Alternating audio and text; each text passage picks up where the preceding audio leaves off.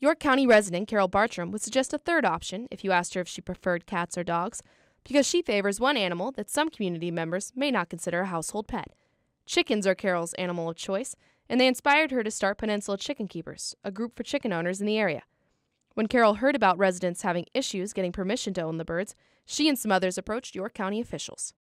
They asked us to submit a proposal, and we did that, and then the draft they sent back was more restrictive than we had hoped. So the first Planning Commission meeting, a lot of us Peninsula Chicken Keepers got up and spoke about our chickens and asked the county to loosen up the draft. The proposal included zoning changes that chicken keepers felt were too restrictive.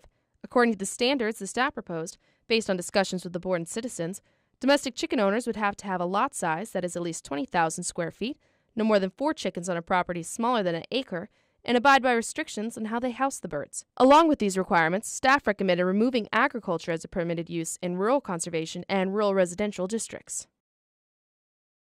The ordinance change inspired more than 24 pro-chicken commentators to speak out against the proposed regulations at the October 14th Planning Commission meeting.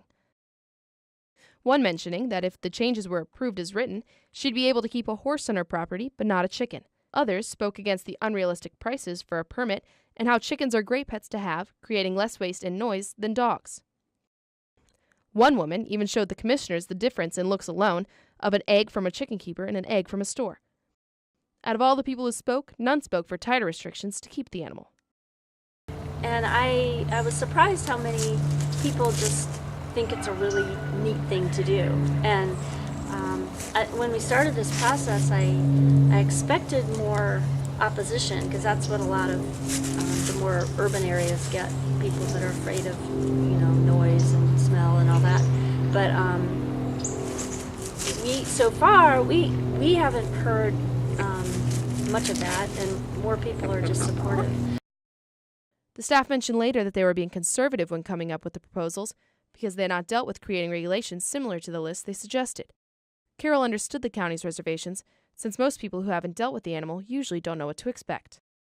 I think a lot of the fear or the concerns are when people have never experienced it, and that's understandable. So, but really, I've had people come to visit the yard and they don't even know the chickens are here.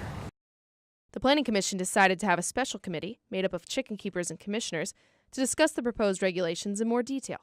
The committee ultimately loosened the proposed changes, but the Planning Commission still has to vote on what they will recommend to the Board of Supervisors. By and large, I think the draft that we ended up with after the study committee meeting puts us way ahead of most of the surrounding counties. If you look at Chesterfield or Henrico,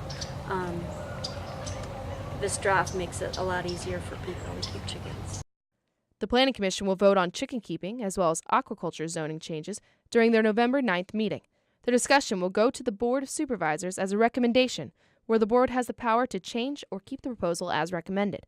To find out more about the changes being proposed or about the groups involved, go to widaily.com.